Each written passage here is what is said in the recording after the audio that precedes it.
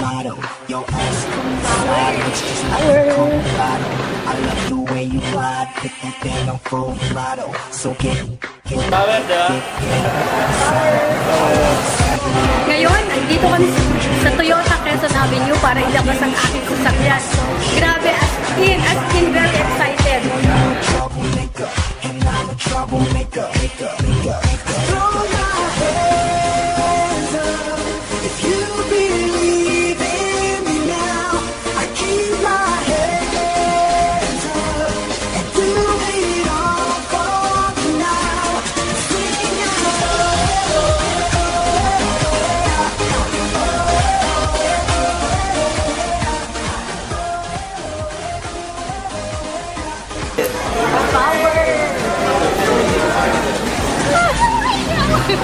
Power thinking global!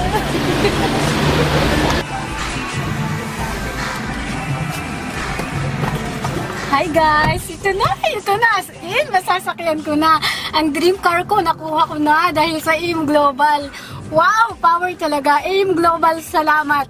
Ako si Maricel Bawi from San Mariano, Isabela. Grabe, as in, ginawa ko lang to ng 8 months as part-time ha.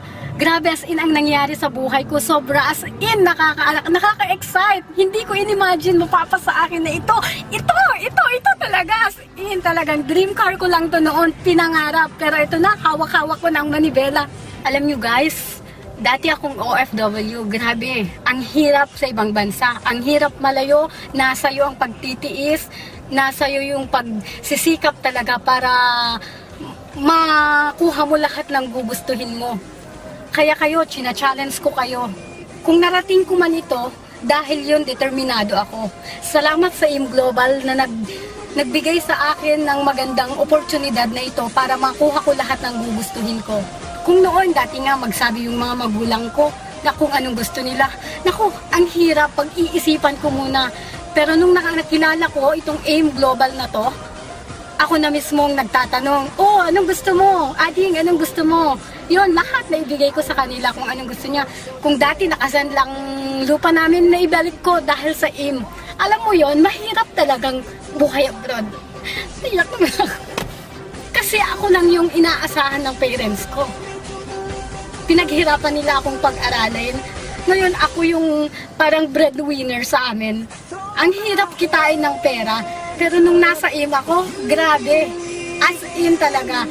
Hindi yung grabing matotorture kang mag-isip na magbigay sa magulang mo. Pero nung nag-AIM Global ako, Nay, ano gusto mo? Nay, ganito, ganyan. Ay, ang saya-saya talaga na may bigay mo lahat ng gusto ng mga mahal mo sa buhay.